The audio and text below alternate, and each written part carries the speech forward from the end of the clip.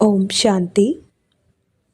10 फरवरी 2026 के ईश्वरीय महावाक्य।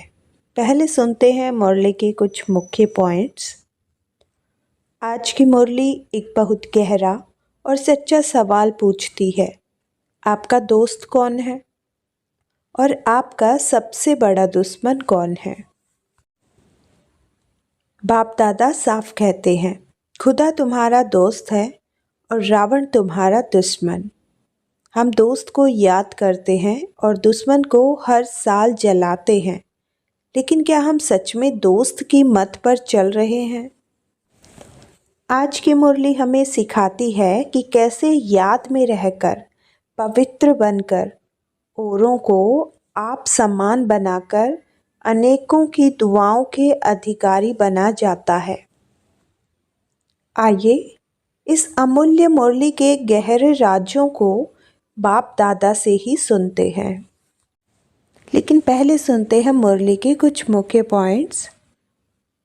नंबर 1, खुदा दोस्त, रावण दुश्मन। खुदा मतलब सदा सुख देने वाला, रावण मतलब दुख देने वाला। इसलिए रावण जलता है, खुदा नहीं। जिसे हम जलाते हैं वही हमारा दुश्मन है और जिसे हम याद करते हैं वही हमारा सच्चा दोस्त है। पॉइंट नंबर 2, अनेकों की आशीर्वाद किसे मिलती है? जो खुद याद में रहते हैं, खुद पवित्र बनते हैं, औरों को भी आप समान बनाते हैं। सिर्फ ज्ञान सुनने वाले नहीं, ज्ञान जीने वाले बच्चों को आशीर्वाद स्वतः मिलती जाती है। पॉइंट नंबर 3, एक ही श्रीमत, सिर्फ मुझे याद करो। देहधारियों की याद छोड़ो, आत्म अभिमानी बनो, बाप को याद करो। देह की याद मतलब बोझ, आत्मा की याद मतलब उड़ान। पॉइंट नंबर 4, आत्मा और शरीर का स्पष्ट ज्ञान। आत्मा देखने में नहीं आती, आत्मा में मन, बुद्धि, संस्कार, शरीर जड़ है। आत्मा शरीर को देखती है और शरीर आत्मा को नहीं। पॉइंट नंबर 5, रावण राज्य बनाम राम राज्य। रावण राज्य मतलब विकार, दुख। राम राज्य मतलब पवित्रता, सुख। रावण सतयुग में होता ही नहीं। जहाँ पवित्रता है वहाँ रावण जलाने की जरूरत ही नहीं। पॉइंट नंबर 6, मनुष्य से देवता बनने की पढ़ाई। यह साधारण पढ़ाई नहीं, यह तकदीर बदलने की पढ़ाई है। बाप से पढ़कर देवता बनते हैं। यह पढ़ाई डिग्री नहीं, दुनिया की बादशाही दिलाने वाली है। तो चलिए सुनते हैं मुरली को विस्तार से। 10 फरवरी 2026। मीठे बच्चे, खुदा तुम्हारा दोस्त है, रावण दुश्मन है। इसलिए तुम खुदा को प्यार करते और रावण को जलाते हो। प्रश्न, किन बच्चों को अनेकों की आशीर्वाद स्वतः मिलती जाती है? उत्तर, जो बच्चे याद में रह स्वयं भी पवित्र बनते और दूसरों को भी आप समान बनाते हैं, उन्हें अनेकों की आशीर्वाद मिल जाती है। वे बहुत ऊंच पद पाते हैं। बाप तुम बच्चों को श्रेष्ठ बनने की एक ही श्रीमत देते हैं। बच्चे, किसी भी देहधारी को याद न कर मुझे याद करो। गीत, आखिर वह दिन आया आज। ओम शांति का अर्थ जो रूहानी बाप ने रूहानी बच्चों को समझाया है। ओम माना मैं आत्मा हूँ और यह मेरा शरीर है। आत्मा को देखने में नहीं आती है। आत्मा में ही अच्छे व बुरे संस्कार रहते हैं। आत्मा में ही मन बुद्धि है, शरीर में बुद्धि नहीं है। मुख्य है आत्मा, शरीर तो मेरा है। आत्मा को कोई देख नहीं सकते, शरीर को आत्मा देखती है। आत्मा को शरीर नहीं देख सकता। आत्मा निकल जाती है तो शरीर जड़ बन जाता है। आत्मा देखी नहीं जा सकती, शरीर देखा जाता है। वैसे ही आत्मा जो बाप है, जिसको ओ गॉड फादर कहते हैं, वह भी देखने में नहीं आते हैं। उनको समझा जाता है, जाना जाता है। हम आत्माएं सब ब्रदर्स हैं। शरीर में आते हैं तो कहेंगे यह भाई भाई है, यह बहन भाई है। आत्माएं तो सब भाई भाई ही है। आत्माओं का बाप है परम पिता परमात्मा। जिस्मानी भाई बहन एक दो को देख सकते हैं, आत्माओं का बाप एक है, उनको देख नहीं सकते। तो अब बाप आए हैं पुरानी दुनिया को नया बनाने। नई दुनिया सतयुग थी, अब पुरानी दुनिया कलयुग है। इनको अब बदलना है। पुरानी दुनिया तो खत्म होनी चाहिए ना। पुराना घर खत्म हो, नया घर बनता है ना। वैसे यह पुरानी दुनिया भी खल्लास होनी है। सतयुग के बाद फिर त्रेता, द्वापर, कलयुग, फिर सतयुग आना जरूर है। वर्ल्ड की हिस्ट्री जियोग्राफी रिपीट होनी है। सतयुग में होता है देवी देवताओं का राज्य। सूर्यवंशी, चंद्रवंशी उनको कहा जाता है। लक्ष्मी नारायण की डिनाइस्टी, राम सीता की डिनाइस्टी, यह तो सहज है ना। फिर द्वापर, कलयुग में और धर्म आते हैं। फिर देवताएं जो पवित्र थे वह अपवित्र बन जाते हैं। इनको कहा जाता है रावण राज्य। रावण को वर्ष वर्ष जलाते आते हैं, परंतु जलता ही नहीं, फिर जलाते रहते हैं। यह है सबका बड़ा दुश्मन, इसलिए उनको जलाने का रस्म बढ़ गई है। भारत का नंबर 1 दुश्मन कौन है? और फिर नंबर 1 दोस्त? सदा सुख देने वाला है खुदा। खुदा को दोस्त कहते हैं ना। इस पर एक कहानी भी है। तो खुदा है दोस्त, रावण है दुश्मन। खुदा जो दोस्त हैं उनको कभी जलाएंगे नहीं, वह है दुश्मन। इसलिए 10 शीश वाला रावण बनाए उनको वर्ष वर्ष जलाते हैं। गांधी जी भी कहते थे हमको राम राज्य चाहिए। राम राज्य में सुख है, रावण राज्य में दुख है। अब यह कौन बैठ समझाते हैं? पतित पावन बाप, शिव बाबा, ब्रह्मा है दादा। बाबा हमेशा सही भी करते हैं। बाप दादा, प्रजापिता ब्रह्मा तो सबका हो गया, जिसको एडम भी कहा जाता है। उनको ग्रेट ग्रेट ग्रैंड फादर कहा जाता है। मनुष्य सृष्टि में प्रजापिता हुआ। प्रजापिता ब्रह्मा द्वारा ब्राह्मण रचे जाते हैं। फिर ब्राह्मण सो देवता बनते हैं। देवताएं फिर क्षत्रिय, वैश्य, शूद्र बन जाते हैं। इनको कहा जाता है प्रजापिता ब्रह्मा, मनुष्य सृष्टि का बड़ा। प्रजापिता ब्रह्मा के कितने ढेर बच्चे हैं, बाबा बाबा कहते रहते हैं। यह है साकार बाबा।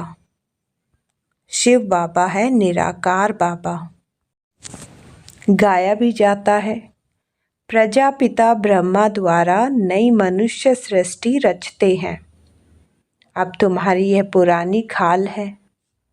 यह है ही पतित दुनिया, रावण राज्य। अब रावण की आसुरी दुनिया खत्म हो जाएगी। उसके लिए ही यह महाभारत लड़ाई है। फिर सतयुग में इस रावण राज्य दुश्मन को कोई जलाएंगे ही नहीं। रावण होता ही नहीं। रावण ने ही दुख की दुनिया बनाई है। ऐसे नहीं जिनके पास पैसे बहुत है, बड़े बड़े महल हैं, वह स्वर्ग में है। बाप समझाते हैं, भले किसके पास करोड़ हैं, परंतु यह तो सब मिट्टी में मिल जाने वाले हैं। नई दुनिया में फिर नई खानियां निकलती हैं, जिससे नई दुनिया के महल आदि सारे बनाए जाते हैं। यह पुरानी दुनिया अब खत्म होनी है। मनुष्य भक्ति ही करते हैं। शक्ति के लिए हमको पावन बनाओ। हम विशिष्ट बन गए हैं। विशिष्ट को पतित कहा जाता है। सतयुग में है ही वॉइसलेस, संपूर्ण निर्विकार है। वहाँ बच्चे योग बल से पैदा होते हैं। विकार वहाँ होता ही नहीं।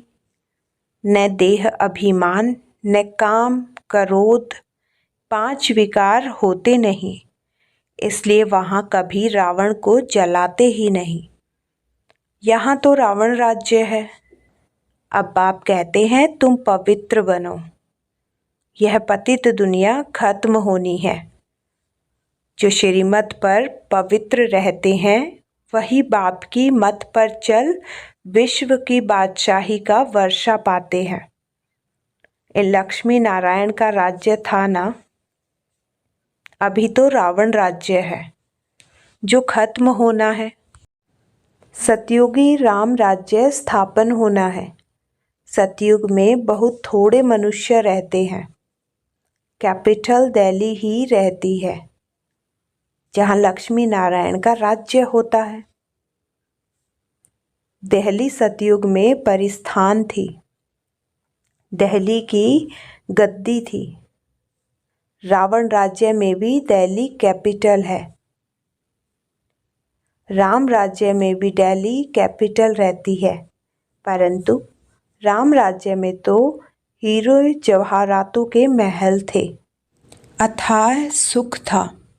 अभी बाप कहते हैं तुमने विश्व का राज्य गंवाया है, मैं फिर तुमको देता हूँ। तुम मेरी मत पर चलो। श्रेष्ठ बनना है तो सिर्फ मुझे याद करो और किसी देहधारी को याद न करो। अपने को आत्मा समझ मुझ बाप को याद करो तो तमो प्रधान से सतो प्रधान बन जाएंगे। तुम मेरे पास चले आएंगे। मेरे गले की माला बनकर फिर विष्णु की माला बन जाएंगे। माला में ऊपर में मैं हूँ। फिर 2 हैं ब्रह्मा सरस्वती। वही सतयुग के महाराजा महारानी बनते हैं। उन्हों की फिर सारी माला है जो नंबरवार गद्दी पर बैठते हैं। मैं इस भारत को इन ब्रह्मा सरस्वती और ब्राह्मणों को स्वर्ग बनाता हूँ।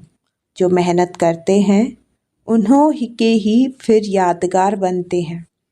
वह है रुद्रमाला और वह विष्णु की माला। रुद्रमाला है आत्माओं की और विष्णु की माला है मनुष्यों की। आत्माओं के रहने का स्थान वह निराकारी परम धाम है, जिसको ब्रह्मांड भी कहते हैं। आत्मा कोई अंडे मिसल नहीं है। आत्मा तो बिंदी मिसल है। हम सब आत्माएं वहाँ स्वीट होम में रहने वाली हैं। बाप के साथ हम आत्माएं रहती हैं। वह है मुक्ति धाम। मनुष्य सब चाहते हैं मुक्ति धाम में जाएं, परंतु वापस कोई एक भी जा नहीं सकते। सबको पार्ट में आना ही है। तब तक बाप तुमको तैयार कराते रहते हैं, तुम तैयार हो जाएंगे तो फिर जो भी आत्माएं हैं हम सब आ जाएंगी। फिर खल्लास, तुम जाकर नई दुनिया में राज्य करेंगे। फिर नंबरवार चक्र चलेगा। गीता में सुना है ना, आखिर वह दिन आया आज। तुम जानते हो, जो भारतवासी अब नरकवासी हैं वह फिर स्वर्गवासी बनेंगे। बाकी सब आत्माएं शांति धाम में चली जाएंगी। समझाना बहुत थोड़ा है।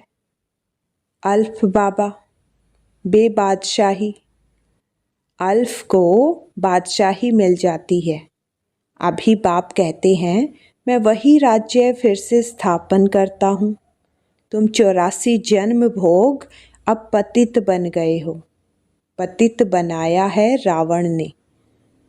फिर पतित कौन बनाते हैं? भगवान, जिसको पतित पावन कहते हैं। तुम कैसे पतित से पावन, पावन से पतित बनते हो? वह सारी हिस्ट्री, ज्योग्राफी रिपीट होगी। यह विनाश है ही इसके लिए। कहते हैं ब्रह्मा की आयु शास्त्रों में 100 वर्ष है।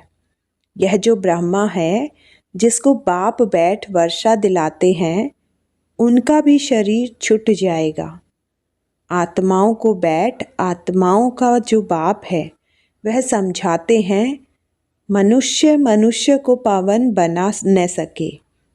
देवताएं कभी विकार से नहीं पैदा होते हैं। पुनर्जन्म तो सब लेते आते हैं ना। बाप कितना अच्छी तरह से समझाते हैं कि कहाँ तकदीर जग जाए। बाप आते ही हैं मनुष्य मात्र की तकदीर जगाने। सब पतित दुखी है ना, त्राही त्राही कर विनाश हो जाएंगे। इसलिए बाप कहते हैं त्राही त्राही करने से पहले मुझ बेहद के बाप से वर्षा ले लो। यह जो कुछ दुनिया में देखते हो यह सब खत्म हो जाना है। Follow of Bharat, rise of Bharat, इसका ही खेल है। राइज ऑफ वर्ल्ड, स्वर्ग में कौन कौन राज्य करते हैं यह बाप ही बैठ समझाते हैं।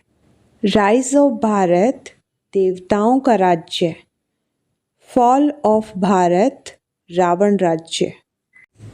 अभी नई दुनिया बन रही है। बाप से पढ़ रहे हो नई दुनिया का वर्षा लेने। कितना सहज है। यह है मनुष्य से देवता बनने की पढ़ाई। यह भी अच्छी रीति समझना है। कौन कौन से धर्म कब आते हैं? द्वापर के बाद ही और धर्म आते हैं। पहले सुख भोगते हैं, फिर दुख। यह सारा चक्र बुद्धि में बिठाना होता है, जिससे तुम चक्रवर्ती, महाराजा, महारानी बनते हो। सिर्फ अल्फ और बे को समझना है। अब विनाश तो होना ही है। हंगामा इतना हो जाएगा जो विलायत से फिर आ भी नहीं सकेंगे। इसलिए बाप समझाते हैं भारत भूमि सबसे उत्तम है।